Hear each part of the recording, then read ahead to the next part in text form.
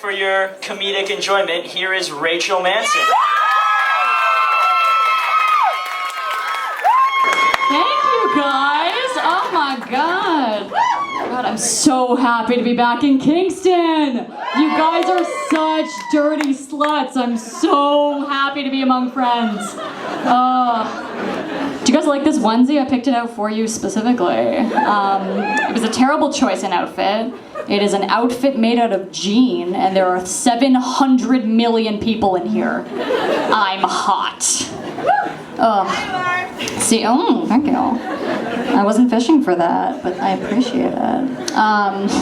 No, I thought I was rocking like a 70s biker babe kind of vibe until some kid on the bus pointed at me and said, "That lady looks like the couch we threw away when Grandma died." And I was like, okay, I don't hate it. I don't hate that. I had a bit of a weird week though. Last week I was trying to park in a green pea, and I was like, it was a tight spot, but I was pretty confident I could get in. And in front of me was this like middle-aged baby boomer looking man and his wife, and they were walking in front of the spot, and he stops her, and he looks at the spot, and he looks at me, and he goes, oh, this I gotta see. This kind of got to me, mainly because I have hysterical road rage, but another reason is because I get that I don't look like someone who can drive well. I get it. If I saw me behind the wheel of a car, I would change lanes away from me because I'd be like, she's probably thinking about dogs. Like, I get that that is the vibe that I give off. But he said it with such audacity, like, this I gotta see. Like, he was at like a 1930s carnival, and it was like, step right up, woman reads, this I gotta see. Like, that's where it came from inside him. So, I knew this was risky, but I made dead eye contact with him, and I put the car in drive, and I slid perfectly into the spot while maintaining eye contact, and I put the car in park, and I just waited. And I was like, your move, Dad from Lizzie McGuire. And he looks at it and he's like, oh yeah, good. As if he had guided me there. And I was like, no, now I have to say something to you. Because this guy stopped on the street with his wife. And I looked at her and she looked exhausted, like she had been under his thumb for 30 years of marriage. And he probably comes home every day smelling like Bay Street offices and cigars, and she is tired from the 3 kids that she shit out for him. And one day he comes home and she's like, Terry, I want to go to law school. And he's like, Bethany, you can't. I don't know where food comes from. And he's like, Terry, I have to. And he takes her law school application and he shreds it in front of her and he throws it on the ground and goes, we're going to the keg. And she goes upstairs and she puts on one of her paisley dresses, because what else can she do? And he puts on one of his 7 Tommy Bahama shirts and they walk to the keg. But that day they take a detour and I lock eyes with Bethany, and I know I have to liberate her for me and for women everywhere. So, it's just stream of thought, really. So, I roll down my window and I go, hey, you gonna satisfy your wife anytime before you die? Because this I gotta see. Thank you. Hold the applause, it doesn't go that well. And he's like, what? And I'm like, let your wife go to law school, you Republican fuck. And then she turns around and goes, shut up, skank. And now I'm thinking I may have misread this entire situation. So I put the car in reverse, scrape both cars on either side of me, and drive away. Because that's what you do for a cause you care about. That's what you do. Liberal audience, I like you guys. Guys, I don't know if you could tell, based on the fact that I look like a menorah, but I am Jewish. You tired of the Jew jokes? Strap in. Tough shit. It's like 90% of my material. I am a chosen one. Feel free to buy me drinks after this. I'll reserve you a spot in heaven. I'm kidding. Jews don't have heaven. We only have passive aggression. If we can make you feel bad about a thing you didn't know you did, that's our heaven. Heaven is a place on earth. I also recently moved back in with my parents in Toronto, which is just as magical as all of you imagine it would be. Actually, who here knows Toronto areas kind of well? Clap. Are you familiar with Toronto? Okay, I live where Jews start to become visible. That's where I live, like Bathurst, and where you could start like pointing them out from like a line.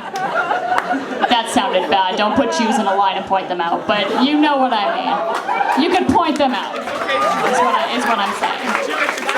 But wow, good thing a lot of you are drunk.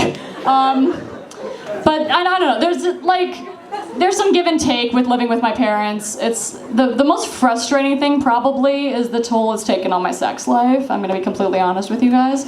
Cause like, I can't bring people home to my place because of my parents, and then I feel like I can't really like hit on anyone, so I kind of like forget how to flirt in general. Okay, what I'm saying is, it sucks when you think someone is hitting on you, but they're just trying to convert you to their Christian prayer group.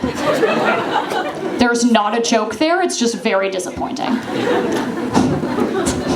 It's like I'm down on a guy and he's like, now that your mouth is occupied, can I tell you about the good Lord Jesus Christ? And I'm like, fuck! Not again. Twice in a week, what are the odds? What are the odds? I'll tell you, the odds are good because I hang out on the corner next to the Christian missionaries and try and have sex with them. That's why the odds are good. It goes kind of well. Mainly because, okay, I've come to the realization that I think I have like a bit of a like corruption fetish. That sounds like I fuck old bankers. That's not what I mean. What I mean is, I kind of like the idea that I'm like corrupting the well-meaning nerd.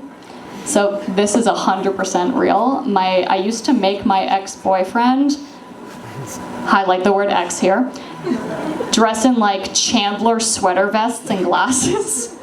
And I used to come in as like the popular cheerleader, or like the librarian, or like the children's aid worker, and be like, sex. So that would be great, except it didn't work out. He got really high maintenance, so he dumped me. But no, it's good. So anyway, so when I fuck missionaries, either way it works out well for me, because if they have sex with me, amazing. I get to fuck a Christian missionary. That's the funniest thing I've ever heard in my life. My Jewish God is cackling. But if they stop me and are like, whoa, what are you doing? I'm like, no, buddy, you don't understand. Like, I'm the dirty Jew that God sent to test your faith, and you passed! Oh my God, Jesus loves you! Good job! I'm not being a dick, I'm checking my time. I can do a little more? Okay. I'll tell you one more thing. I am so excited for all of you to leave Kingston and realize weed is legal now. I'm so excited for all of you to realize that. Oh my God. Because like back in Kingston, I used to still have to like buy weed out of some guy's sock. If you asked for like indica versus sativa, no, that's like asking for like a gluten-free meal at an orphanage. Like, you're happy to have food on your plate, shut up, bitch. But like, now it's like a Starbucks and it's so fucking easy. You just walk in and there's like 4 people with degrees on how to like make you high. And it's beautiful. So my friend of mine recently brought me into a dispensary to like sign up for the first time, and she's like, they're gonna give you paperwork, just write down headaches. It's so not a big deal. Just write down headaches. No one like checks it. But here's the thing. Lying gives me anxiety, which is ironically something I could have written down on the form and gotten weed for. But I didn't. Instead, I sat there like, okay, Rachel, just write down headaches. Just write down headaches. It's so cool. Write down headaches. Oh my God, the lady's been looking at you. If you actually had headaches, it wouldn't have taken you this long to write it down. Oh my God, she knows you don't actually have headaches. You can't write down headaches. Everyone writes down headaches. You can't do this. Oh my God, okay, cool. So cool, so cool. Just take out your phone, look up other reasons why people need medical marijuana, and pick one of those. That's normal. Okay, we have cancer, we have migraines. Oh my God, she's still looking at me. This looks so weird. If I had a real medical reason for being here, she would know it by now. I would have to write down. Oh my God, just pick anything. Just don't write down headaches. Don't write down headaches. Fuck, pick something. Alzheimer's! I wrote down Alzheimer's.